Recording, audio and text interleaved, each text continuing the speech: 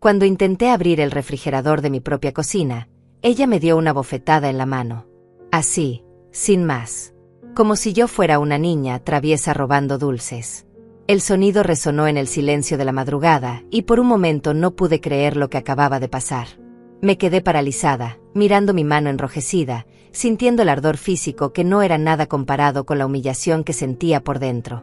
Viviana me miró con esos ojos llenos de desprecio, como si yo fuera un insecto molesto en su camino, y dijo con una voz helada que jamás olvidaré: ¿A dónde crees que vas sin permiso? No pude responder. Las palabras se me quedaron atascadas en la garganta. Sentí que mi propia casa se había convertido en una prisión donde yo era la intrusa. Y entonces escuché la voz de Miguel, mi hijo, el niño que cargué en mi vientre durante 9 meses, el que amamanté, el que cuidé cada noche cuando tenía fiebre, diciendo algo que me partió el alma en dos. Mi esposa es la dueña de la casa ahora. Hasta para respirar necesitas pedirle permiso a ella. En ese momento, mi mundo se derrumbó. No por la bofetada, no por las palabras de ella, sino porque mi propio hijo me estaba traicionando. Sentí como si el piso se abriera bajo mis pies y me tragara completa. Tenía 62 años y jamás imaginé que terminaría así, siendo humillada en mi propio hogar, el mismo que construí con tanto esfuerzo junto a mi difunto esposo. Las paredes que una vez resonaron con risas y amor ahora parecían cerrarse sobre mí, sofocándome. Miré a Miguel buscando algún rastro del hijo que conocí, pero lo que vi fue un extraño. Un hombre completamente dominado, con los ojos vacíos, repitiendo las palabras de su esposa como si fueran un mandamiento sagrado. Me pregunté en qué momento lo perdí, en qué momento dejó de ser mi niño para convertirse en el títere de esta mujer. Viviana cruzó los brazos sobre su pecho y sonrió. Esa sonrisa no tenía nada de humano, era pura crueldad destilada. Ahora vuelve a tu cuarto, Lidia, dijo usando mi nombre como si fuera un insulto. Y la próxima vez que tengas hambre, me lo pides con educación. Aquí hay reglas y tú las vas a seguir, ¿entendido? Asentí porque no podía hacer otra cosa.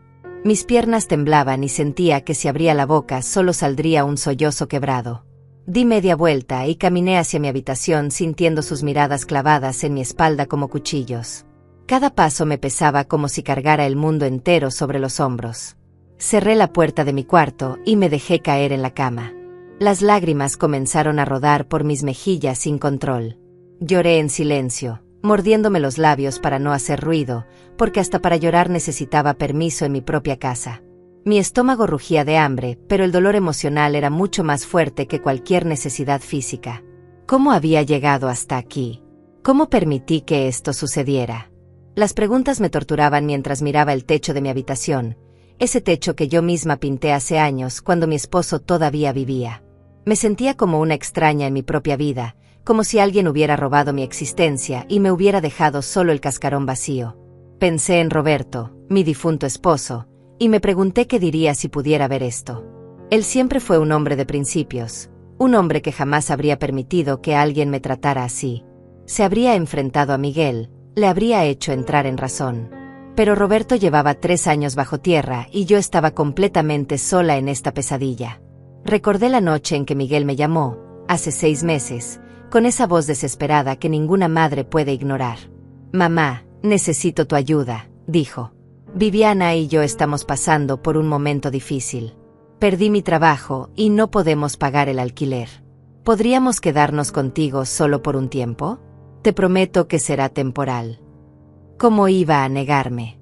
Era mi hijo, mi único hijo, la persona más importante de mi vida después de Roberto. Por supuesto que le dije que sí. Por supuesto que abrí las puertas de mi casa sin pensarlo 2 veces. Nunca imaginé que estaba invitando al demonio a mi hogar. Al principio todo parecía normal.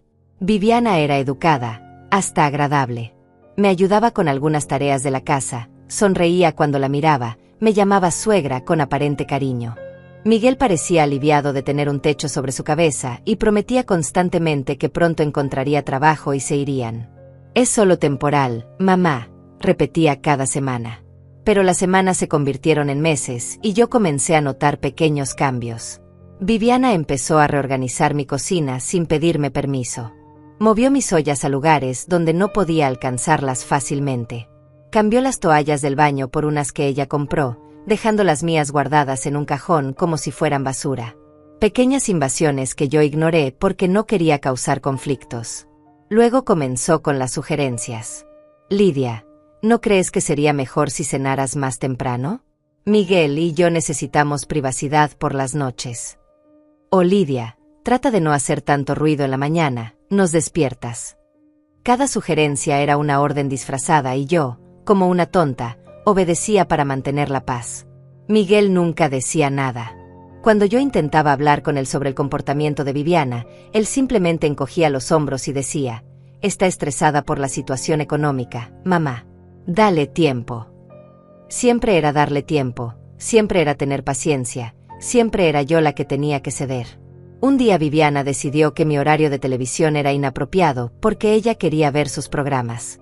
Otro día determinó que yo no podía usar la lavadora los fines de semana porque era su tiempo para lavar la ropa de ellos. Y Miguel asentía a todo, como un perro obediente siguiendo órdenes de su ama. Pero nada me preparó para lo que vendría después. Nada me preparó para el momento en que mi propia casa dejaría de ser mía y me convertiría en una prisionera en el lugar donde pasé los mejores años de mi vida. La tormenta apenas estaba comenzando y yo no tenía idea de que lo peor aún estaba por venir.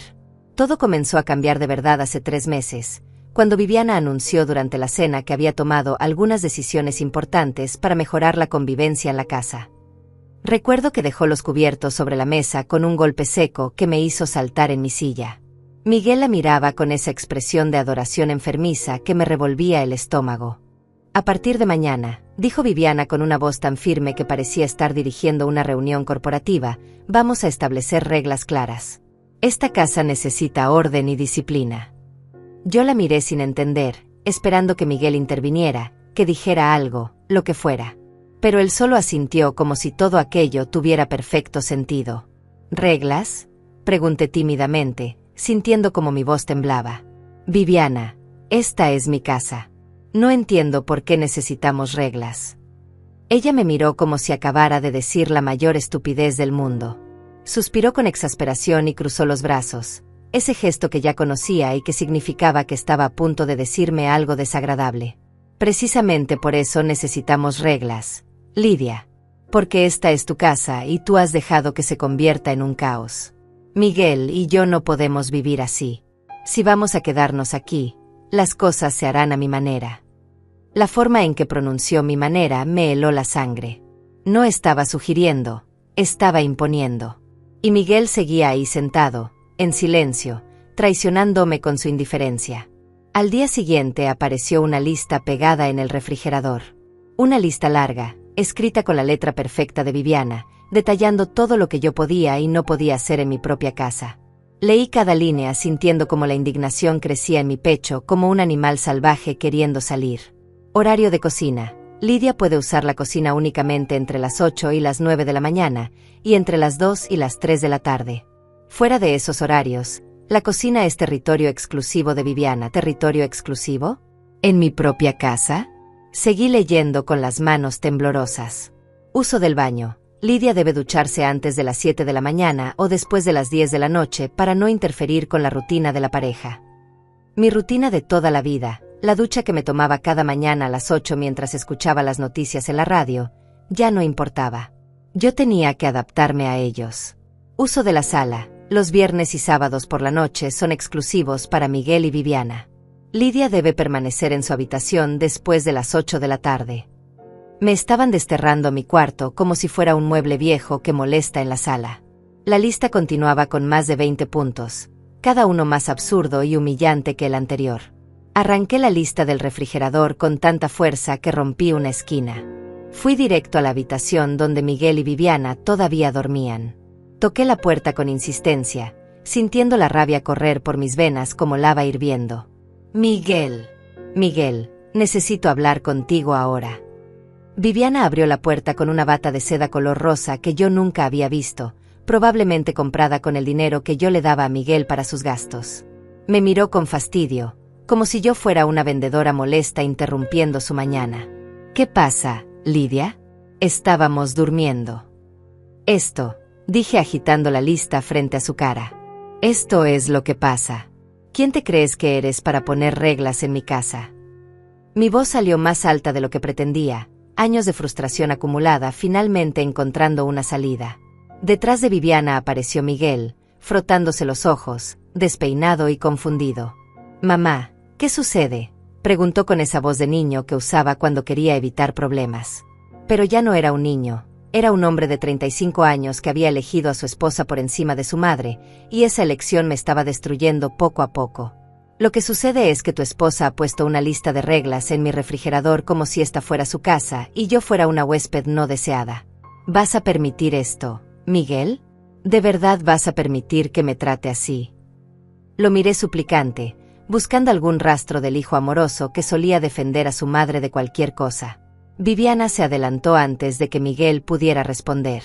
«Esas reglas son necesarias, Lidia. No puedes seguir viviendo como si estuviera sola. Ahora somos 3 personas en esta casa y necesitamos organización. ¿O prefieres que sigamos viviendo en el desorden?». «Desorden», repetí incrédula. «Viví en esta casa durante 40 años con mi esposo y jamás hubo desorden. El desorden llegó cuando ustedes llegaron». Las palabras salieron de mi boca antes de que pudiera detenerlas, crudas y honestas. Vi cómo el rostro de Viviana se endurecía, sus ojos se estrechaban como los de una serpiente lista para atacar. «Miguel», dijo ella sin dejar de mirarme, «dile a tu madre que si no le gustan las reglas, tal vez debería buscar otro lugar donde vivir». El silencio que siguió fue ensordecedor. Esperé a que Miguel explotara, a que le dijera a su esposa que estaba completamente loca, que esta era la casa de su madre y nadie iba a echarla de aquí. Pero Miguel solo suspiró, pasó una mano por su cabello y dijo: «Mamá, Viviana tiene razón. Las reglas ayudarán a que todos convivamos mejor. No es para tanto. Solo son algunos horarios». Sentí como si me hubieran dado un puñetazo en el estómago. Mi propio hijo estaba tomando el lado de ella, validando esta locura, convirtiéndome en la villana de mi propia historia. «No es para tanto», susurré sintiendo como las lágrimas comenzaban a picar en mis ojos. «Miguel, me están quitando mi casa. Me están quitando mi vida. ¿Cómo puedes no verlo?». Extendí la mano hacia él, un gesto maternal instintivo, buscando reconectar con mi hijo. Pero él dio un paso atrás, alejándose de mí, eligiendo la distancia. «Estás exagerando, mamá. Nadie te está quitando nada. Solo estamos tratando de hacer que esto funcione para todos. Si pudiéramos irnos ya lo habríamos hecho, pero no tenemos dinero. Necesitamos que seas comprensiva». Comprensiva. Esa palabra se convirtió en el mantra que Miguel repetiría durante los siguientes meses cada vez que yo intentaba defenderme. Viviana sonrió con satisfacción, sabiendo que había ganado. «Me alegra que lo entiendas, Miguel. Tu madre necesita aprender que las cosas han cambiado». Se dio la vuelta y entró nuevamente a la habitación, dejándome ahí parada con mi hijo, sintiendo como el abismo entre nosotros se hacía cada vez más grande e imposible de cruzar. «¿Cómo puedes dejar que te manipule así?», le pregunté en voz baja, una última tentativa de hacerlo reaccionar. «Tu padre estaría muy decepcionado de verte así, Miguel. Convertido en un hombre sin columna vertebral». Sé que fueron palabras duras, pero era la verdad y alguien tenía que decírsela. El rostro de Miguel se endureció. «No metas a papá en esto. Él no está aquí y tú no tienes idea de lo que él pensaría. Viviana es mi esposa y voy a apoyarla. Si no puedes respetar eso, entonces tenemos un problema». Me dio la espalda y cerró la puerta en mi cara, literalmente. El sonido de esa puerta cerrándose resonó en mi pecho como el cierre de un ataúd. Me quedé ahí parada en el pasillo, con la lista arrugada todavía en mi mano, sintiendo como mi mundo se desmoronaba. Había perdido a mi hijo. Lo había perdido ante una mujer manipuladora que había encontrado en la víctima perfecta, un hombre inseguro, desempleado, vulnerable, fácil de controlar. Regresé a mi habitación arrastrando los pies, sintiéndome de pronto como una anciana de 100 años. Me senté en el borde de mi cama y miré las fotografías en mi mesita de noche. Roberto y yo el día de nuestra boda, jóvenes y llenos de sueños. Miguel de bebé, gordito y sonriente en mis brazos. Una foto familiar en la playa, todos riendo bajo el sol. Cuando se rompió todo. Desde ese día, seguí las reglas. No porque estuviera de acuerdo, sino porque no tenía fuerzas para pelear. Cada mañana me despertaba a las 6 para ducharme antes del horario prohibido. Cocinaba en los estrechos márgenes de tiempo que Viviana me había asignado. Me encerraba en mi cuarto los viernes y sábados por la noche como una prisionera cumpliendo condena. Y lo peor de todo era ver a Miguel cada día, caminar junto a él por los pasillos de mi casa sin reconocerlo. El hijo que crié, el niño que solía abrazarme y decirme que era la mejor mamá del mundo, ahora me miraba como si fuera un obstáculo en su vida. Viviana lo había transformado completamente y yo no sabía cómo recuperarlo. Las semanas siguientes fueron una pesadilla silenciosa. Cada día Viviana encontraba nuevas formas de recordarme que ya no era dueña de mi propia vida. Empezó a reorganizar toda la casa según su gusto, sin consultarme, como si mis 40 años viviendo aquí no significaran absolutamente nada. Un día llegué de hacer las compras y descubrí que había movido todos los muebles de la sala. Mi sillón favorito, ese donde Roberto y yo solíamos sentarnos a ver películas los domingos por la noche, ahora estaba arrinconado contra la pared, casi escondido detrás de una planta enorme que ella había comprado. En su lugar, un sofá nuevo de color gris ocupaba el centro de la sala. Lo compré con el dinero que Miguel ahorró, dijo cuando me vio mirando con la boca abierta. Ambas sabíamos que Miguel no tenía trabajo, que el dinero venía de mi pensión, pero ella se atrevía a mentirme en mi cara. No me consultaste, dije tratando de mantener la calma, aunque sentía que el pecho me ardía de indignación. Podrías haberme preguntado antes de cambiar todo. Viviana ni siquiera levantó la vista de su teléfono celular. Estaba sentada en su sofá nuevo, con las piernas cruzadas, pintándose las uñas de un color rojo intenso que me recordaba a la sangre. No necesito tu permiso para mejorar esta casa, Lidia. Estaba vieja y deprimente. Ahora al menos tiene algo de estilo. La forma despectiva en que dijo vieja y deprimente me golpeó como una bofetada. No estaba hablando solo de los muebles, estaba hablando de mí, de mi vida, de todo lo que Roberto y yo construimos juntos. Intenté hablar con Miguel esa noche, pero él ya tenía preparada su respuesta automática. Mamá, el sofá viejo estaba muy gastado. Viviana solo está tratando de hacer la casa más bonita. Deberías agradecerle en lugar de quejarte. Agradecerle. Por gastar mi dinero en cosas que yo no pedí, por borrar los recuerdos de mi esposo de esta casa, por transformar mi hogar en algo irreconocible. Pero eso fue solo el comienzo. Viviana comenzó a invitar a sus amigas a la casa sin avisarme. Llegaban en grupo, ruidosas e invasivas, ocupando la sala como si fuera un café público. Yo me encerraba en mi habitación escuchando sus risas y sus conversaciones, sintiéndome como una extraña en mi propio espacio. Una vez salí para ir al baño y una de ellas me miró de arriba abajo con desprecio evidente. «¿Ella es tu suegra?», le preguntó a Viviana en un tono que no se molestó en bajar. «Pobrecita, debe ser difícil vivir de allegada a tu edad».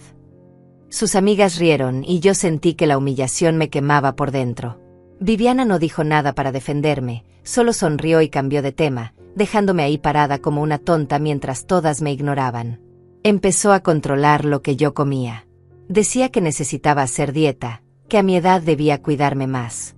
Eliminó de la alacena todo lo que a mí me gustaba, las galletas de avena que comía con mi café por las mañanas, el chocolate que guardaba para los momentos difíciles, incluso la mermelada de fresa que Roberto solía comprarme cada mes. Esas cosas tienen demasiada azúcar, Lidia. No son saludables, decía mientras llenaba los estantes con sus productos orgánicos carísimos que yo terminaba pagando.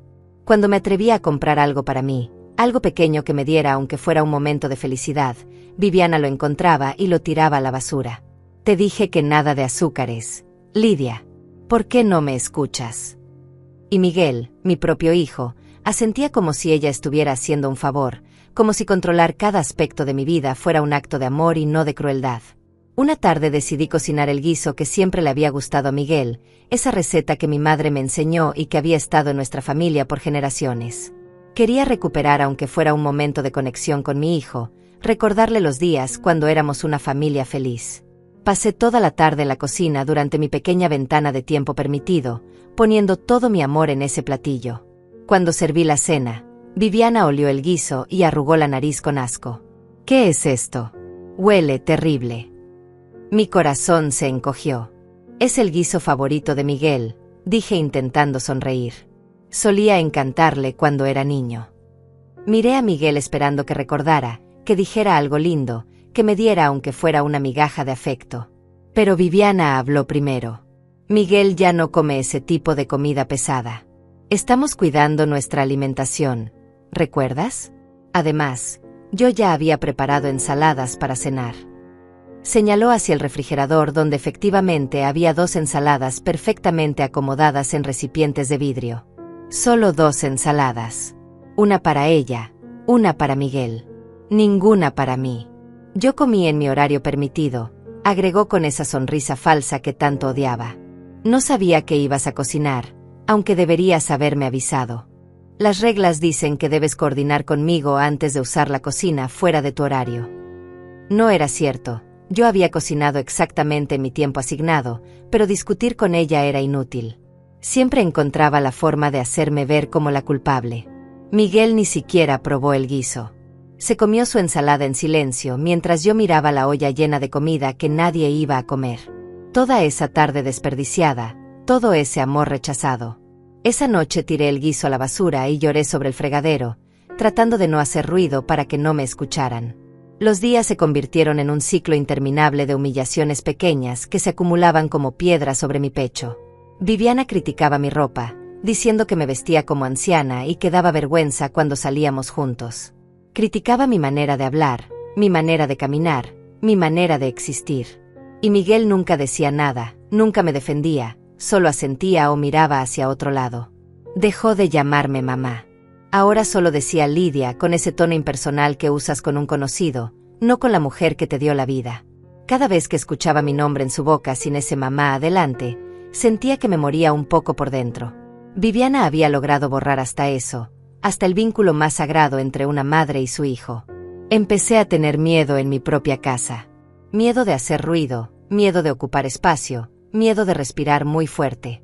Caminaba de puntillas por los pasillos como un fantasma, tratando de no molestar, de no existir demasiado. Mi propia presencia se había convertido en algo indeseable y yo me estaba encogiendo cada día más, haciéndome más pequeña, desapareciendo. Una noche escuché a Viviana hablando por teléfono con alguien. Su voz atravesaba las paredes delgadas de mi casa. No te preocupes, ya casi la tengo donde quiero, decía riendo. Es solo cuestión de tiempo antes de que ella misma decida irse. Y cuando eso pase, esta casa será completamente nuestra. Miguel ya firmó los papeles que le di, el tonto ni siquiera los leyó. Mi sangre se heló.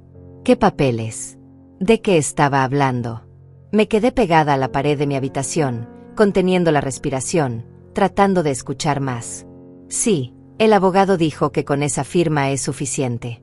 Cuando ella se vaya o pase algo, Miguel hereda todo automáticamente y yo, como su esposa, tendré derecho sobre todo. Esa vieja estúpida ni se imagina lo que viene. Sentí náuseas. Viviana no solo me estaba quitando mi casa en vida, estaba planeando quedarse con todo legalmente. Y Miguel, mi ingenuo y manipulado hijo, había firmado algo sin siquiera consultarme. El nivel de traición era tan profundo que no podía procesarlo. Mi propio hijo me estaba ayudando a robarme, aunque probablemente ni siquiera lo sabía. Al día siguiente intenté hablar con Miguel sobre lo que había escuchado. Hijo, necesito que me digas la verdad. ¿Firmaste algún documento recientemente? ¿Algo relacionado con la casa o con herencias? Él me miró confundido por un segundo, luego incómodo. Viviana me pidió que firmara unos papeles del abogado. Dijo que era para protegernos legalmente en caso de que algo te pasara. Para que todo fuera más fácil. ¿Y no pensaste en consultarme? Pregunté sintiendo como la voz se me quebraba. ¿No pensaste que tal vez yo debería saber sobre documentos que tienen que ver con mi casa? Miguel se encogió de hombros, ese gesto de indiferencia que había perfeccionado en estos meses.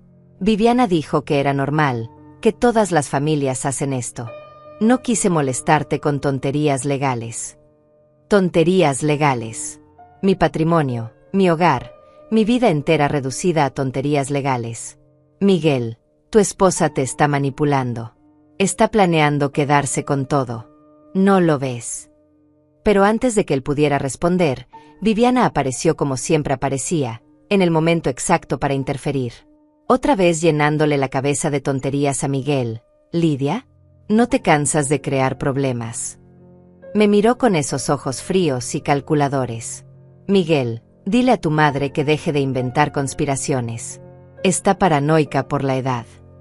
Y Miguel, como el títere perfecto que se había convertido, me miró y dijo: mamá, Viviana tiene razón. Estás viendo problemas donde no los hay. En ese momento supe que había perdido completamente a mi hijo. No había manera de hacerlo ver la verdad. Viviana había construido un muro tan sólido entre nosotros que mis palabras ya no lo alcanzaban. Estaba atrapada en una pesadilla de la que no había escape visible. Las cosas empeoraron de formas que jamás imaginé posibles. Viviana comenzó a controlar hasta el aire que respiraba en mi propia casa. Decidió que mi habitación necesitaba renovación y un día, mientras yo estaba en el banco cobrando mi pensión, entró y sacó todas mis cosas. Cuando regresé, encontré cajas apiladas en el pasillo y mis pertenencias más preciadas tiradas sin cuidado alguno. ¿Qué hiciste?, grité al verla salir de mi habitación con una bolsa llena de mis fotografías. Esas son mis cosas, no puedes tocarlas. Viviana ni siquiera se inmutó. Dejó la bolsa en el suelo y se sacudió las manos como si hubiera estado manipulando basura. Relájate, Lidia. Solo estoy organizando. Tu cuarto era un desastre, lleno de cachivaches viejos que nadie necesita. Abrí una de las cajas y el corazón se me rompió en 1000 pedazos. Ahí estaban las cartas de amor que Roberto me escribió durante nuestro noviazgo, los dibujos que Miguel hizo en el kinder, el chal que mi madre tejió para mí antes de morir. Todo arrugado y mezclado con ropa vieja, sin ningún respeto, sin ningún cuidado. Estas cosas son mi vida, dije con lágrimas rodando por mis mejillas. No son cachivaches, son mis recuerdos. Pues tus recuerdos ocupan demasiado espacio, respondió Viviana cruzándose de brazos. Además, necesito ese armario para mi ropa. El de nuestra habitación ya está lleno. Nuestra habitación. La habitación principal que había sido mía y de Roberto durante décadas ahora era de ellos. Y ahora también querían mi armario, mi espacio, todo lo que me quedaba. No pienso darte mi armario, dije intentando sonar firme aunque me temblaba todo el cuerpo. Ya tienen la habitación principal, el baño grande, la mitad de la casa. Mi cuarto es lo único que me queda.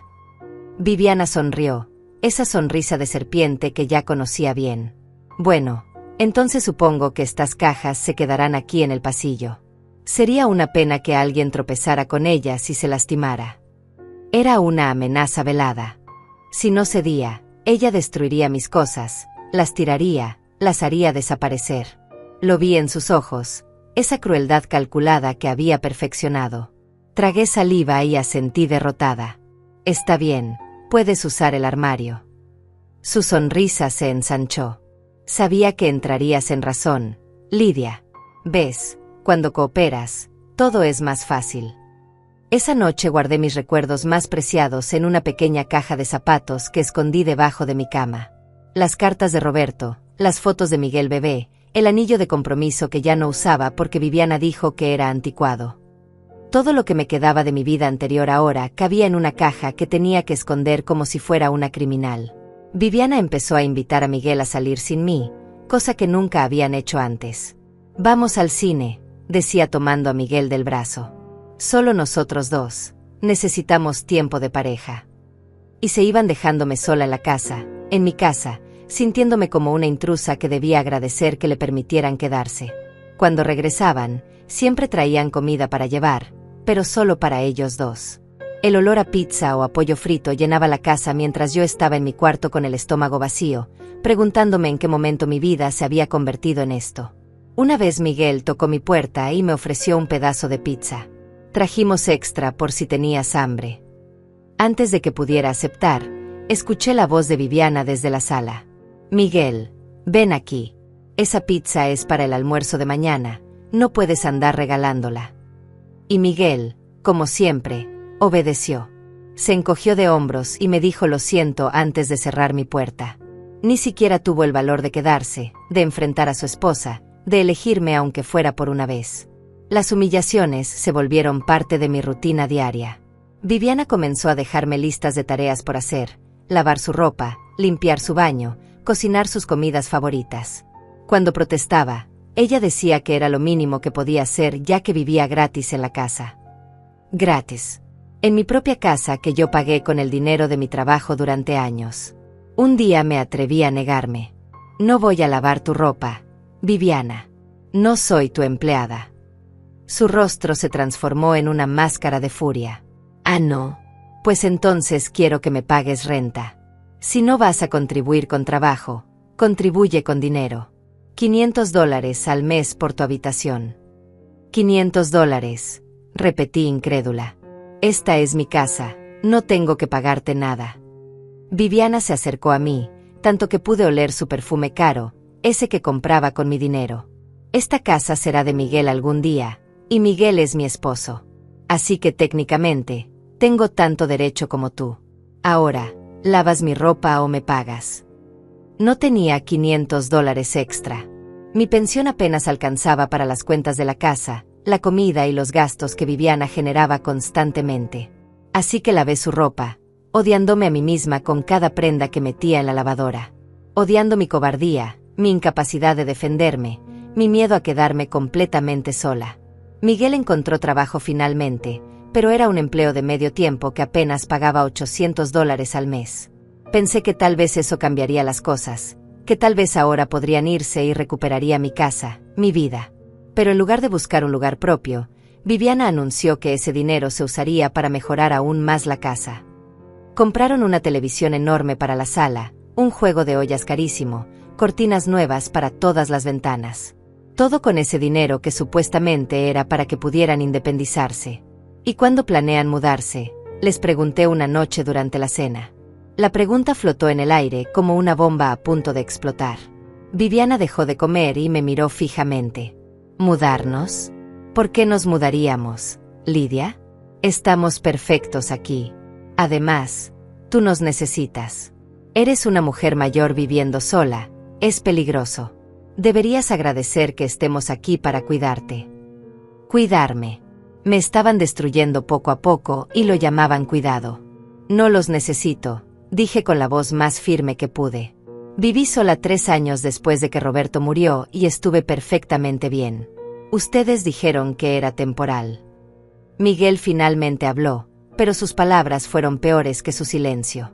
Mamá, no seas egoísta. Viviana tiene razón, a tu edad no deberías estar sola. Además, es mi casa también, ¿o ya olvidaste que soy tu hijo? Egoísta. Me llamó egoísta por querer mi propia casa de vuelta. Por querer vivir sin que me controlaran cada movimiento, cada respiración. Sentí que algo dentro de mí se quebraba definitivamente. Ese algo que había estado sosteniéndome, esa esperanza de que Miguel eventualmente despertaría y vería lo que le estaban haciendo a su madre. Tienes razón, dije levantándome de la mesa. Es tu casa también. Algún día será toda tuya. Espero que valga la pena. Dejé mi plato sin terminar y me fui a mi habitación. Escuché como Viviana le decía a Miguel, tu madre es tan dramática, siempre haciendo escenas. Y Miguel rió. Mi hijo rió de mi dolor. Empecé a evitarlos. Salía de mi cuarto solo cuando era absolutamente necesario. Comía lo menos posible para no tener que usar la cocina en sus horarios. Me convertí en un fantasma en mi propia casa, invisible, silenciosa, inexistente. Y aún así, Viviana encontraba formas de recordarme que yo era el problema. Lidia, tu presencia pone tenso a Miguel, me dijo un día. ¿Podrías intentar ser menos evidente? Cuando estés en las áreas comunes, trata de no llamar la atención. Menos evidente. Querían que desapareciera por completo, que dejara de existir para su comodidad. Una tarde, mientras limpiaba el baño en mi tiempo asignado, encontré papeles escondidos detrás del espejo. Documentos legales con el nombre de Miguel y Viviana. Los leí con las manos temblorosas y confirmé mis peores sospechas. Viviana había hecho que Miguel firmara un poder legal amplio, documentos que le daban control sobre decisiones médicas, financieras y hasta sobre la casa si algo me pasaba.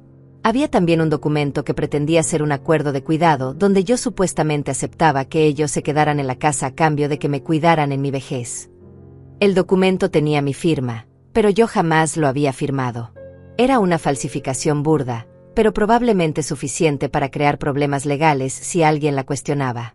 Mi cabeza daba vueltas. Viviana no solo me estaba quitando mi casa y mi hijo, estaba preparando el terreno legal para quedarse con todo. Era una estafadora calculadora y Miguel era su cómplice involuntario. O tal vez no tan involuntario. Ya no sabía qué pensar de mi propio hijo. Guardé los documentos exactamente donde los encontré. No podía confrontarlos todavía porque no sabía qué hacer. No tenía dinero para un abogado, no tenía a nadie a quien acudir. Mi familia había muerto o vivía lejos. Mis amigas se habían distanciado en estos meses porque Viviana siempre encontraba excusas para que yo no saliera. Estaba completamente sola y atrapada. Esa noche, mientras yacía en mi cama mirando el techo, pensé en Roberto. Pensé en cómo él habría manejado esta situación. Roberto era un hombre de acción, no de palabras. Nunca habría permitido que alguien nos humillara así. Y en ese momento, acostada en la oscuridad de mi prisión, algo cambió dentro de mí. Una chispa de rabia, de dignidad, de fuerza que creía perdida para siempre. Todavía no sabía cómo, pero iba a recuperar mi vida. Iba a recuperar mi casa. Y si eso significaba perder a Miguel en el proceso, entonces tal vez ya lo había perdido hace mucho tiempo. Tal vez el hijo que yo conocí murió el día que decidió elegir a una mujer cruel por encima de su propia madre. La noche del incidente en el refrigerador llegó como la gota que derramó el vaso. Había sido un día especialmente difícil. Viviana me había hecho limpiar toda la casa porque recibiría visitas al día siguiente, amigas suyas que vendrían a tomar té como si mi sala fuera un salón social de su propiedad. Pasé horas fregando pisos, sacudiendo muebles, ordenando cada rincón hasta que me dolieron las rodillas y la espalda. Cuando terminé eran casi las 11 de la noche. Viviana inspeccionó mi trabajo con ojo crítico, pasando el dedo por los marcos de las ventanas buscando polvo como si fuera una supervisora despiadada. «Supongo que está aceptable», dijo finalmente sin siquiera mirarme. «Puedes irte a dormir». Como si me estuviera dando permiso para descansar en mi propia casa después de limpiar para sus invitadas. Me fui a mi cuarto exhausta, pero no podía dormir. El estómago me rugía de hambre. No había comido casi nada en todo el día porque Viviana había usado la cocina todo el tiempo preparando bocadillos elegantes para su reunión del día siguiente. Mis horarios asignados habían sido ignorados completamente, pero yo no dije nada porque ya había aprendido que protestar solo empeoraba las cosas. Cerca de las 2 de la madrugada el hambre era insoportable. Pensé que a esa hora todos estarían dormidos y podría bajar silenciosamente a buscar algo de comer. Solo un pedazo de pan, un poco de queso, lo que fuera para calmar el vacío en mi estómago. Me levanté con cuidado, puse mis pantuflas y salí de mi habitación caminando de puntillas como una ladrona en mi propia casa. La cocina estaba oscura y silenciosa. Respiré aliviada pensando que había logrado bajar sin despertar a nadie. Me acerqué al refrigerador y puse mi mano en la manija. Fue en ese momento, justo cuando empezaba a abrirlo, que sentí el golpe. Una bofetada seca y fuerte en mi mano que me hizo soltarla inmediatamente del dolor y la sorpresa. ¿A dónde crees que vas sin permiso? La voz de Viviana salió de la oscuridad como el siseo de una serpiente. Encendió la luz de la cocina y ahí estaba ella, con su bata de seda color rosa y una expresión de furia en el rostro. Mi mano ardía donde me había golpeado, pero el dolor físico no era nada comparado con la humillación que sentía. «Tengo hambre», dije con la voz apenas audible. Solo quería comer algo. Me odié por sonar tan débil, tan suplicante. Viviana se cruzó de brazos y bloqueó el refrigerador con su cuerpo como si fuera un tesoro que debía proteger de una ladrona. ¿A las 2 de la mañana? ¿Sin pedirme permiso? Ya te dije que la comida en esta casa se administra. Lidia, no puedes venir a comer cuando te dé la gana. Es mi refrigerador, susurré sintiendo como las lágrimas comenzaban a acumularse en mis ojos. Mi comida, mi casa. Pero incluso mientras decía esas palabras sabía que sonaban huecas, sin poder. Viviana se rió, una risa cruel que resonó en la cocina silenciosa. ¿Tu casa? Eso ya lo veremos. Escuché pasos en las escaleras y apareció Miguel, despeinado y con ojos de sueño. ¿Qué pasa? ¿Por qué están gritando? Miré a mi hijo con esperanza, pensando que tal vez esta única vez, me defendería. Que vería lo absurdo de la situación, una madre anciana siendo abofeteada por intentar comer en su propia casa. Tu madre estaba tratando de robar comida del refrigerador sin permiso, dijo Viviana antes de que yo pudiera hablar. Ya le he explicado 1000 veces las reglas, pero no escucha. Robar. Me había llamado ladrona en mi propia cocina. Miré a Miguel suplicante, esperando que dijera algo, lo que fuera. «Mamá», dijo Miguel con un suspiro cansado. «¿Es necesario hacer esto en medio de la noche? Ya sabes las reglas. Si tenías hambre podías haber esperado hasta mañana». Mis piernas comenzaron a temblar. Mi propio hijo me estaba culpando por tener hambre, por querer comer en mi propia casa, por existir. «Miguel, por favor», mi voz se quebró. «Es ridículo». Me dio una bofetada por intentar abrir el refrigerador. «¿No ves lo enfermo que es esto?». Extendí mi mano mostrándole la marca roja que empezaba a formarse. «Mírame, hijo. Mírame y dime que esto está bien». Pero Miguel no miró mi mano. En cambio miró a Viviana, quien le devolvió una mirada significativa que yo no pude descifrar. Y entonces mi hijo dijo las palabras que destromarían cualquier esperanza que me quedaba. «Mi esposa es la dueña de la casa ahora. Hasta para respirar necesitas pedirle permiso a ella». El mundo se detuvo. «Hasta para respirar». Las palabras flotaron en el aire como cuchillos afilados clavándose en mi corazón una y otra vez. Mi hijo acababa de decirme que no tenía derecho ni siquiera al aire que respiraba sin el permiso de su esposa. En mi propia casa. La casa que construí con su padre, la casa donde él nació, donde dio sus primeros pasos, donde crecí como madre. Viviana sonrió triunfante. Había ganado completamente. Había tomado a mi hijo y lo había convertido en su arma contra mí. ¿Ves, Lidia? Hasta Miguel entiende cómo funcionan las cosas ahora.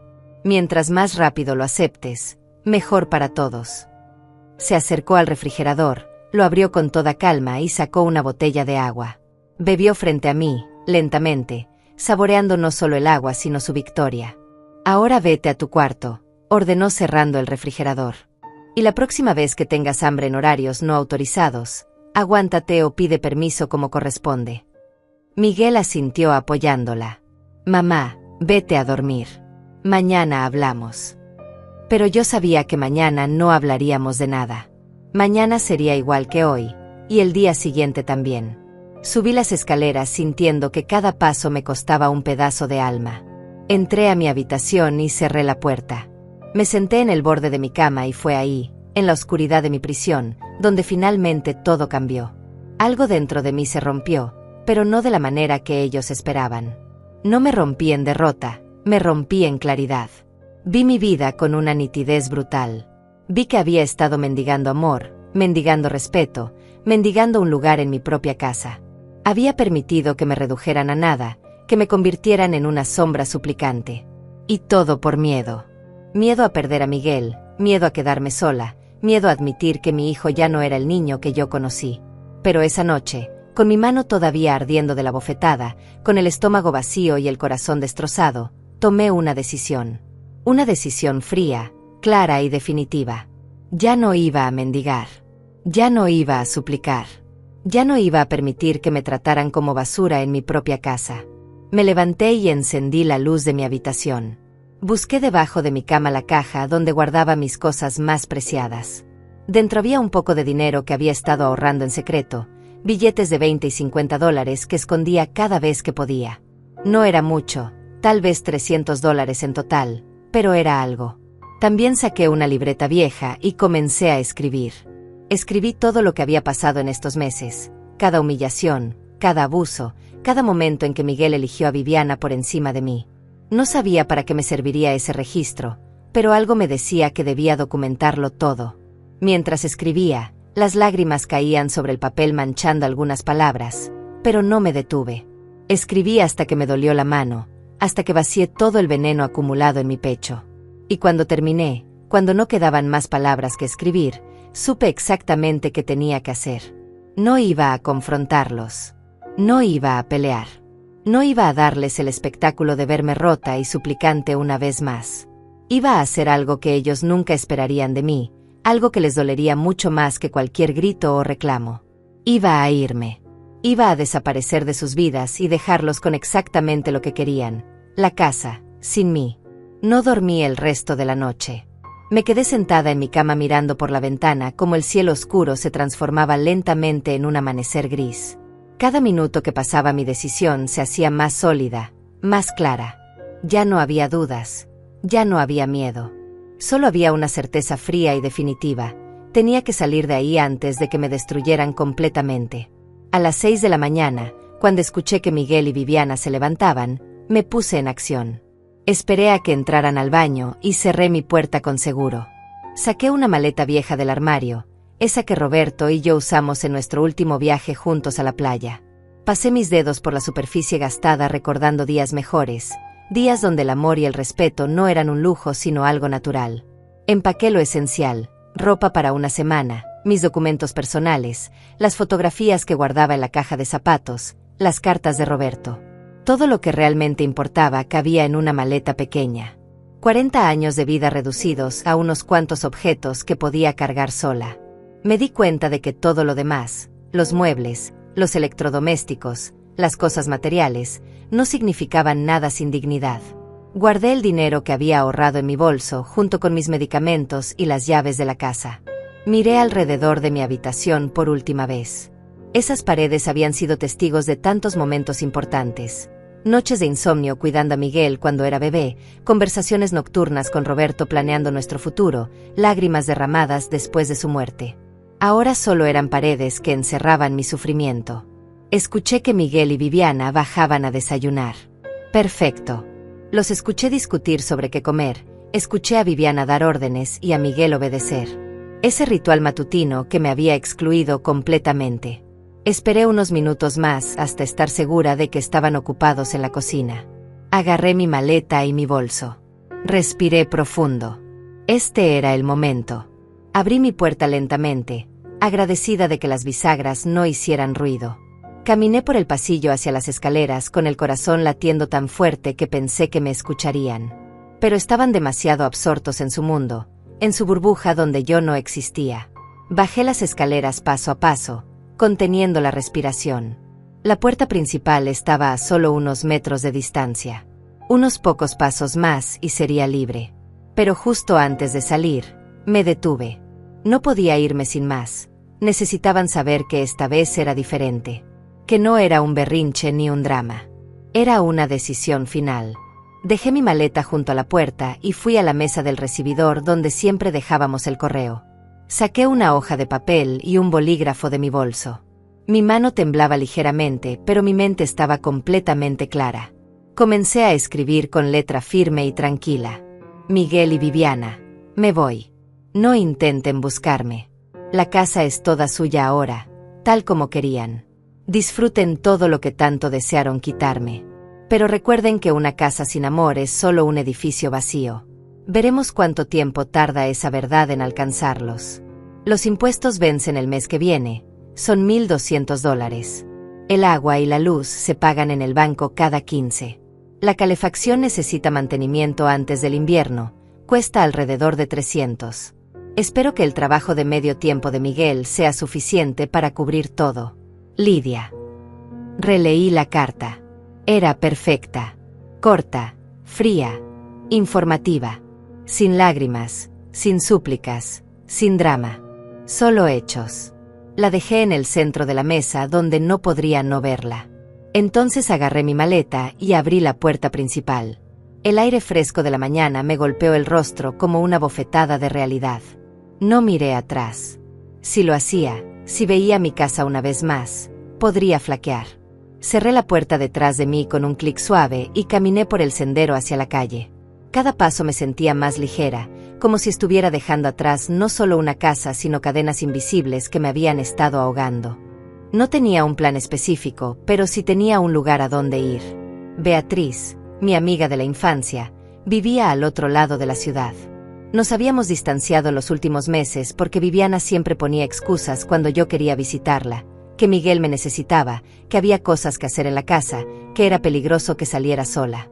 Ahora entendía que era solo otra forma de aislarme, de cortarme de cualquier apoyo externo. Caminé 3 cuadras hasta la parada del autobús. El sol estaba saliendo completamente ahora, pintando el cielo de colores naranjas y rosados. Era hermoso y me di cuenta de que hacía meses que no me detenía a ver un amanecer. Había estado tan consumida por la supervivencia dentro de esa casa que había olvidado que existía un mundo afuera. El autobús llegó y subí. El conductor me miró con curiosidad al ver mi maleta, pero no dijo nada. Me senté junto a la ventana y vi cómo las calles de mi barrio pasaban frente a mí. Conocía cada esquina, cada tienda, cada árbol. Había vivido ahí toda mi vida adulta. Estaba dejando atrás no solo una casa, sino una vida entera. Pero extrañamente no sentía tristeza. Sentía algo parecido a la paz. Como cuando te quitas un zapato que te ha estado lastimando todo el día y finalmente tus pies pueden respirar. La opresión constante, el miedo perpetuo, la humillación diaria, todo eso se estaba quedando atrás con cada kilómetro que el autobús recorría. Llegué a la casa de Beatriz después de 40 minutos. Era una casa modesta pero acogedora, con flores en el jardín delantero y una mecedora en el porche. Beatriz siempre había tenido buen gusto para hacer que cualquier espacio se sintiera como hogar. Toqué el timbre sintiendo nervios por primera vez desde que salí. ¿Y si ella no quería recibirme? ¿Y si pensaba que yo estaba loca? La puerta se abrió y ahí estaba Beatriz, con su cabello plateado recogido en un moño y sus ojos amables detrás de los lentes. Al verme ahí parada con mi maleta, su expresión cambió de sorpresa a preocupación. ¿Lidia? Dios mío, ¿qué pasó? No dijo nada más. Simplemente abrió sus brazos y yo me derrumbé en ellos. Lloré como no había llorado en meses. Lloré por todo lo perdido, por mi hijo que ya no reconocía, por la casa que dejé atrás, por la mujer que solía ser y que casi olvido. Beatriz me sostuvo sin hacer preguntas, dejándome vaciar todo el dolor acumulado. Cuando finalmente pude hablar, le conté todo. Cada detalle, cada humillación, cada momento de quebranto. Beatriz escuchó en silencio, su rostro mostrando cada vez más indignación. Cuando terminé mi relato, me tomó de las manos y dijo con una firmeza que me reconfortó: «Te quedas aquí el tiempo que necesites. Esta es tu casa ahora. Y ese hijo tuyo y esa víbora de su esposa van a arrepentirse de haberte tratado así. Ya lo verás». Me instalé en el cuarto de huéspedes de Beatriz. Era pequeño pero acogedor, con cortinas de color verde claro y una cama con edredón suave. Esa noche dormí más profundo que en meses. No hubo pesadillas, no hubo sobresaltos cada vez que escuchaba un ruido. Solo un sueño pacífico y reparador. Mientras tanto, en mi antigua casa, Miguel y Viviana estaban despertando a una nueva realidad. Imaginé la escena, Viviana gritando mi nombre esperando el desayuno que nunca llegó. Miguel subiendo a buscarme y encontrando mi habitación vacía. El pánico inicial, la confusión, y finalmente encontrando la carta. Los imaginé leyéndola, tal vez incluso riéndose al principio pensando que era una rabieta y que yo volvería pronto. Pero algo les diría que esta vez era diferente. Que no había vuelta atrás. Que finalmente habían empujado demasiado lejos y la madre sumisa, la suegra conveniente, había desaparecido para siempre. Y lo más importante, ahora tendrían que enfrentar la realidad que yo había estado sosteniendo sola todo este tiempo. Los gastos, las responsabilidades, las cuentas que llegaban cada mes. Todo eso que tomaban por garantizado mientras me trataban como basura. Ahora era su problema. La primera semana en casa de Beatriz fue como despertar de una pesadilla larga y agotadora. Cada mañana abría los ojos esperando escuchar la voz de Viviana ordenándome algo, pero solo había silencio pacífico y el canto de los pájaros afuera. Beatriz me trataba con una dulzura que había olvidado que existía, preparando café por las mañanas y preguntándome cómo había dormido sin esperar nada a cambio. «No tienes que hacer nada», me dijo el tercer día cuando me encontró lavando los platos del desayuno. «Solo descansa, Lidia. Recupérate». Pero yo necesitaba sentirme útil, necesitaba probarme a mí misma que todavía tenía valor más allá de ser el saco de boxeo emocional de alguien. Así que insistí en ayudar con las tareas del hogar, pero esta vez era diferente. Lo hacía porque quería, no porque me obligaran. Mi teléfono comenzó a sonar al segundo día. Era Miguel. Dejé que sonara hasta que dejó de hacerlo. Luego vinieron los mensajes. Primero eran confundidos. «Mamá, ¿dónde estás? Estamos preocupados». Después se volvieron más urgentes. «Necesitamos hablar. Por favor, responde». Y finalmente mostraron su verdadera naturaleza. «Las cuentas están llegando. No sabemos qué hacer. Tienes que volver». No respondí ninguno. Cada mensaje que llegaba era una confirmación de que había tomado la decisión correcta. No preguntaban cómo estaba, si estaba bien, si tenía dónde dormir o qué comer. Solo les preocupaban las cuentas, las responsabilidades, todo lo que yo había estado manejando sola mientras ellos disfrutaban de mi casa como parásitos desagradecidos. Beatriz me contó que Miguel había ido a buscarme a su casa al cuarto día. Tocó el timbre como loco, me dijo mientras tomábamos té en su sala. Le dije que no sabía dónde estabas y que aunque lo supiera, no se lo diría. Se veía desesperado, Lidia. Pero no era la desesperación de un hijo preocupado por su madre. Era la desesperación de alguien que acaba de darse cuenta de que perdió su red de seguridad. Tenía razón. Los mensajes de Miguel lo confirmaban.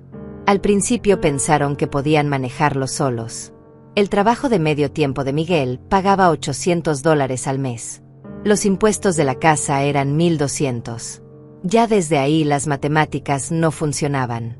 Y eso sin contar la luz, el agua, el gas, la comida, la gasolina y todos los gastos que Viviana generaba con sus caprichos constantes. Viviana intentó llamarme una vez. Solo una. Su voz en el buzón de mensajes era helada. Lidia, sé que estás siendo dramática y buscando atención. Cuando termines con tu berrinche, vuelve a casa. Pero no creas que esto cambiará las reglas. Las cosas seguirán siendo como yo digo. Borré el mensaje sintiendo una mezcla de indignación y satisfacción. Seguía sin entender nada, seguía creyendo que tenía el control. En la segunda semana, Beatriz me convenció de que bloqueara sus números. No necesitas leer eso, Lidia. Solo te hace daño y ellos no merecen ni un segundo más de tu tiempo. Así que bloqueé a Miguel, bloqueé a Viviana, y fue como cerrar finalmente una puerta que había estado abierta dejando entrar corrientes de aire frío durante meses. Comencé a recuperarme lentamente. Beatriz me llevó a caminar por el parque cada tarde. Al principio me cansaba rápidamente. Meses de estrés constante habían debilitado mi cuerpo más de lo que creía. Pero poco a poco mis fuerzas regresaban. También regresaba algo más importante: mi sonrisa. Un día Beatriz me tomó una foto mientras alimentábamos a los patos en el lago y cuando la vi me sorprendí. Esa mujer sonriente de la foto era yo, pero hacía tanto tiempo que no me veía así que casi no me reconocí. Te ves 10 años más joven, comentó Beatriz. Es increíble lo que hace la paz mental. Tenía razón. Las arrugas alrededor de mis ojos parecían menos profundas, mi postura era más erguida, hasta mi voz sonaba diferente, más fuerte y segura. Me estaba encontrando a mí misma de nuevo después de meses de estar perdida. Mientras tanto, según supe después por una vecina que Beatriz encontró en el supermercado, las cosas en mi antigua casa se estaban desmoronando rápidamente. La primera cuenta que no pudieron pagar fueron los impuestos. Llegó el aviso de la municipalidad con la advertencia de embargo si no pagaban en 30 días. Miguel intentó pedir un préstamo, pero con su trabajo precario y sin historial creditivo sólido, ningún banco le prestó. Viviana comenzó a presionar a Miguel para que consiguiera más trabajo. ¿Cómo es posible que no puedas mantener una casa?, le gritaba según contó la vecina que los escuchó pelear a través de las ventanas abiertas. Eres un inútil igual que tu madre. La ironía era deliciosa. Ahora Miguel estaba experimentando el mismo trato que yo había soportado, y Viviana mostraba su verdadera naturaleza sin el filtro que usaba cuando yo estaba presente. El agua fue lo siguiente. Al no pagar 2 meses seguidos, la cortaron. De repente la casa que Viviana había estado redecorando con tanto esmero no tenía agua para bañarse, para cocinar, para lavar su ropa cara. Tuvieron que cargar cubetas desde la casa de un vecino que se apiadó de ellos temporalmente. La princesa que se burlaba de mis cachivaches viejos ahora cargaba agua como en un pueblo rural. La comida se convirtió en un problema. Viviana estaba acostumbrada a comprar productos orgánicos caros, cortes de carne premium, quesos importados. Con $800 al mes y cuentas acumulándose, esos lujos desaparecieron. Empezaron a comer fideos baratos y arroz todos los días. La misma Viviana que me controlaba cada bocado ahora estaba pasando hambre por su propia estupidez. Miguel intentó conseguir un segundo trabajo, pero nadie lo contrataba. Estaba desesperado, estresado, probablemente sin dormir bien. Y Viviana, en lugar de apoyarlo, lo culpaba por todo. Esto es tu culpa, le decía. Si hubieras sido más hombre, si hubieras podido mantenerme, no estaríamos así. Tu madre nos arruinó al irse. Esa parte me la contó la vecina con indignación. Le eché en cara a tu hijo que la culpa era de ellos, Lidia. Le dije que habían tratado a su madre como basura y que ahora estaban cosechando lo que sembraron. Debiste ver su cara. Me imaginé la escena y sentí una pequeña satisfacción. No era venganza lo que buscaba, era justicia. Y la justicia finalmente los estaba alcanzando. En la tercera semana recibí una carta certificada. Era de un abogado representando a Miguel. Abrí el sobre con manos temblorosas, temiendo lo peor. La carta era una solicitud formal para que yo regresara a cumplir con mis obligaciones familiares y una amenaza velada de que si no lo hacía, tomarían acciones legales para proteger el patrimonio familiar. Le mostré la carta a Beatriz. Ella llamó inmediatamente a su sobrino, que era abogado. Él la leyó y se rió. Esto no tiene ninguna validez legal. No pueden obligarla a vivir en su propia casa ni a pagar las cuentas si ella no quiere. De hecho, ellos son los intrusos desde el momento en que ella se fue. Tiene todo el derecho de desalojarlos si quiere. ¿Desalojarlos? No había pensado en eso. La casa seguía siendo mía, estaba a mi nombre. Yo había salido, pero ellos no tenían ningún derecho legal a quedarse ahí sin mi permiso. El abogado de Beatriz me explicó que podía iniciar un proceso de desalojo inmediatamente. Tardaría unos 2 meses, pero la casa volvería a ser suya completamente. Pensé en eso toda la noche. ¿Quería recuperar la casa? ¿Quería volver a ese lugar lleno de recuerdos amargos recientes? La casa donde mi hijo me traicionó, donde me golpearon por intentar comer, donde perdí mi dignidad poco a poco. Por otro lado, era mi casa. La casa que construí con Roberto, donde vivimos nuestros mejores años. Decidí esperar. No por debilidad, sino por estrategia. Quería que Miguel y Viviana sintieran completamente el peso de sus acciones. Quería que tocaran fondo, que entendieran que la vida que yo había estado sosteniendo para ellos no era fácil ni gratuita. Y sobre todo, quería que Miguel despertara de la manipulación de Viviana y viera lo que realmente había perdido. Al final del mes llegó el aviso de corte de electricidad. La casa quedó completamente a oscuras.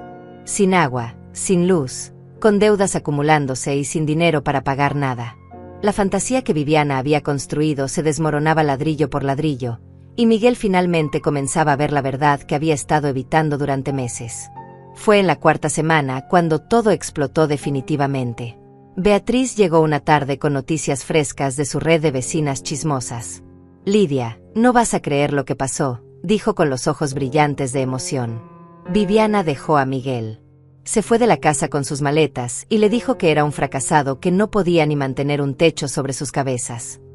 Me quedé paralizada procesando la información. Viviana había abandonado a Miguel.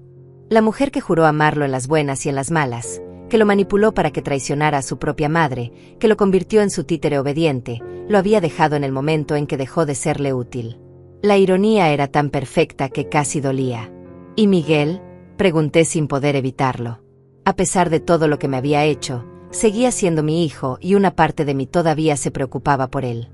Está destrozado, respondió Beatriz. La vecina dice que llora todo el día. La casa está hecha un desastre, sin luz ni agua. Él sigue ahí como un fantasma, sin saber qué hacer. Esa noche no pude dormir.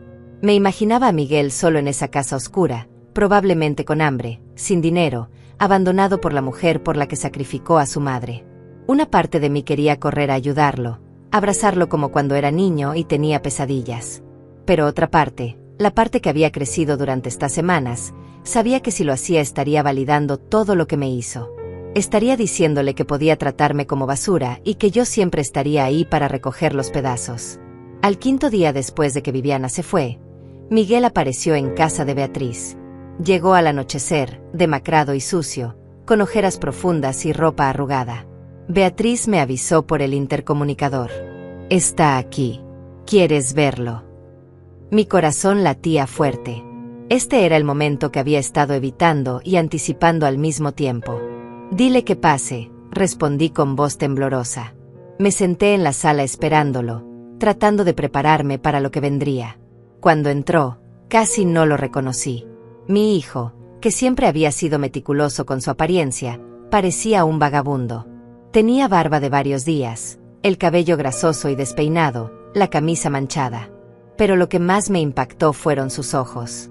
Estaban rojos e hinchados, llenos de un dolor que yo conocía muy bien. «Mamá», dijo con voz quebrada.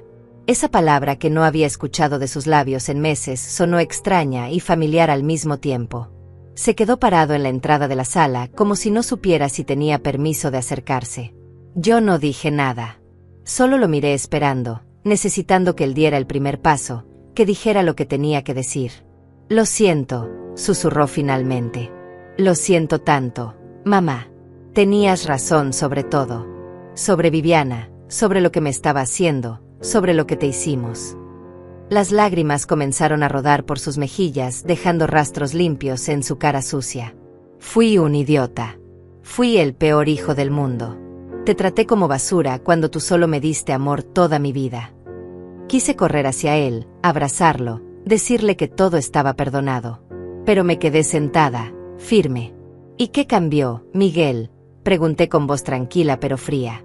«¿Te disculpas porque realmente entiendes lo que hiciste o porque Viviana te dejó y ahora estás solo?». La pregunta flotó en el aire como un cuchillo afilado. Miguel se derrumbó. Literalmente cayó de rodillas en el piso de la sala, sollozando como un niño. «Tienes razón. Me di cuenta de todo cuando ella se fue. Me dijo que yo era un inútil, que nunca valí nada, que solo me toleraba porque pensó que tendrías más dinero. Dijo que perdió su tiempo conmigo». Sus palabras salían entrecortadas entre sollozos. Y mientras me decía todo eso, lo único que podía pensar era en cómo te dije exactamente lo mismo. Cómo te traté peor que a una extraña. Me golpeó la mano por intentar comer en mi propia casa, dije sin emoción en la voz. Y tú le dijiste que ella era la dueña de la casa, que hasta para respirar necesitaba su permiso. ¿Recuerdas eso, Miguel? Él asintió sin poder mirarme, la vergüenza pintada en cada línea de su rostro. «Todos los días pienso en eso», dijo entre lágrimas. «Todos los días me odio por haber dicho esas palabras. Papá debe estar revolcándose en su tumba por lo que me convertí. Traicioné todo lo que ustedes me enseñaron. Traicioné a la única persona que siempre estuvo ahí para mí». Su dolor era real, podía verlo. Pero el dolor no borraba meses de abuso y humillación. «¿Sabes lo que sentí esa noche?», le pregunté y por primera vez mi voz tembló. Sentí que mi hijo había muerto. Que el niño que crié, que cuidé, que amé con todo mi corazón había desaparecido y en su lugar había un extraño cruel. Morí 1000 veces en esos meses, Miguel. 1000 veces deseé no despertar cada mañana porque el dolor de vivir en mi propia casa siendo tratada así era insoportable. «Lo sé, mamá. Lo sé y no tengo excusas», dijo levantando finalmente la mirada hacia mí. «Viviana me manipuló, pero yo la dejé. Yo elegí creerle a ella en lugar de a ti. Yo decidí cada día tratarte mal porque era más fácil que enfrentarla. Soy completamente culpable y no espero que me perdones. Solo necesitaba que supieras que finalmente entiendo. Finalmente veo todo lo que perdí». Nos quedamos en silencio por un largo momento. Beatriz había desaparecido discretamente dejándonos solos. Miré a mi hijo arrodillado en el piso, destrozado y arrepentido, y sentí una mezcla de emociones tan compleja que no podía separarlas. Amor, dolor, rabia, compasión, todo mezclado en un nudo imposible en mi pecho. «Las disculpas no son suficientes», dije finalmente.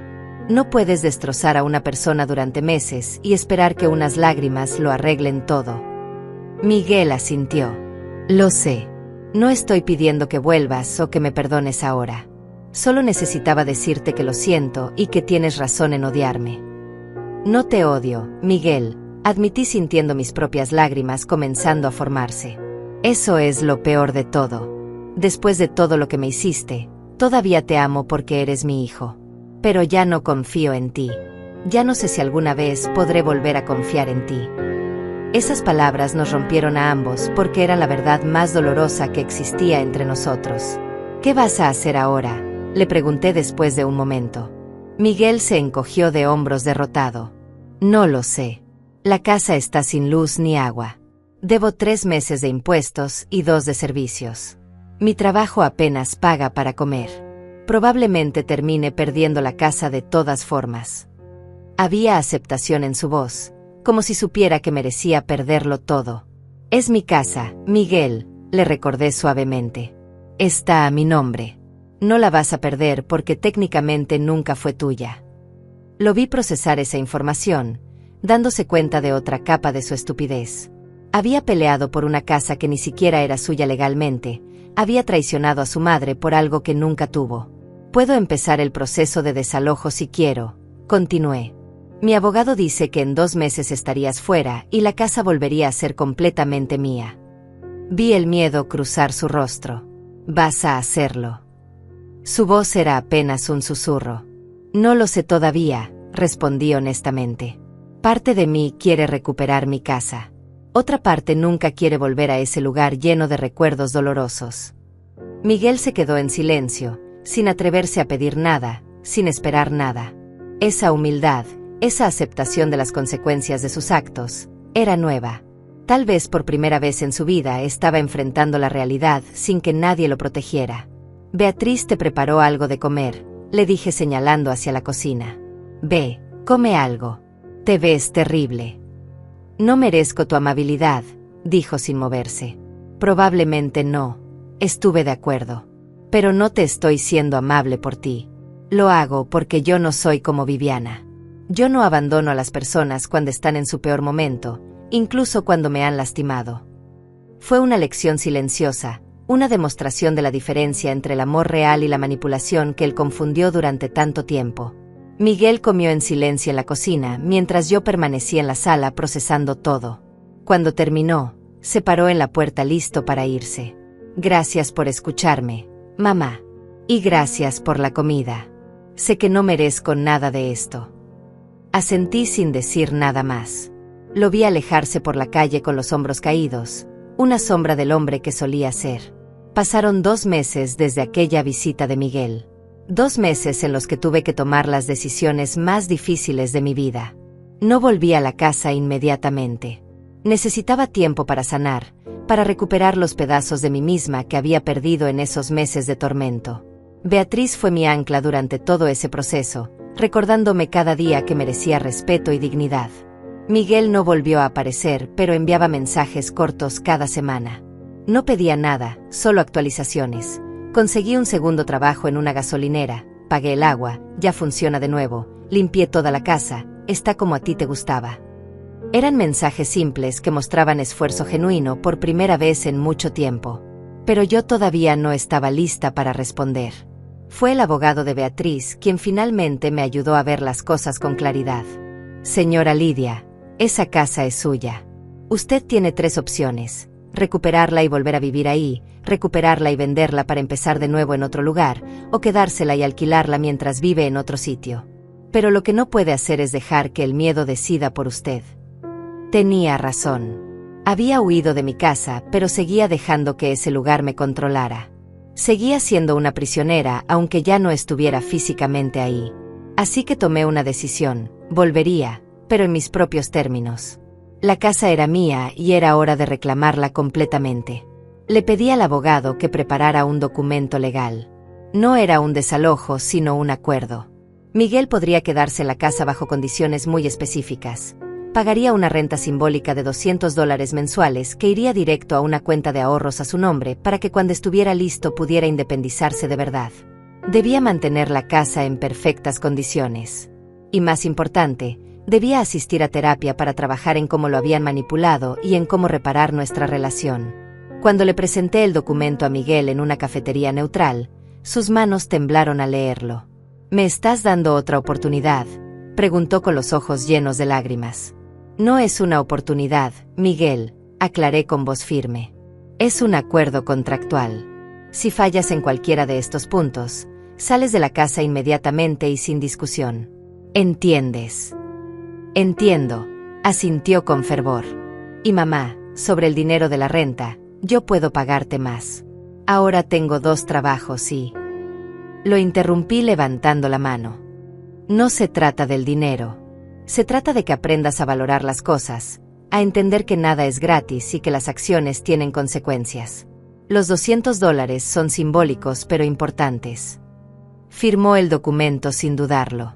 Pero yo no regresé a la casa todavía. En su lugar, decidí quedarme con Beatriz unos meses más. Necesitaba que Miguel demostrara con acciones, no solo con palabras, que había cambiado realmente. Y para mi sorpresa, lo hizo. Enviaba fotos de la casa limpia cada semana, comprobantes de pago de los servicios, incluso certificados de sus sesiones de terapia. En su terapia, según me contó después, finalmente procesó cómo Viviana lo había manipulado. Cómo ella identificó sus inseguridades, su desempleo, su vulnerabilidad y las usó para convertirlo en su títere. Cómo aisló a su madre de él sistemáticamente hasta que ya no podía ver la realidad. El terapeuta le hizo entender que aunque había sido manipulado, igual era responsable de sus acciones. Esa distinción era crucial. 3 meses después de firmar el acuerdo, finalmente volví a mi casa. Miguel me recibió en la puerta visiblemente nervioso. La casa estaba impecable. Había limpiado cada rincón, había reparado cosas que estaban rotas, incluso había puesto flores frescas en el jarrón de la entrada, ese que Viviana había tirado a la basura y que él recuperó. «Bienvenida a casa, mamá», dijo con voz temblorosa. Caminé por las habitaciones, viendo todos los cambios. Mi sillón favorito estaba de vuelta en su lugar original.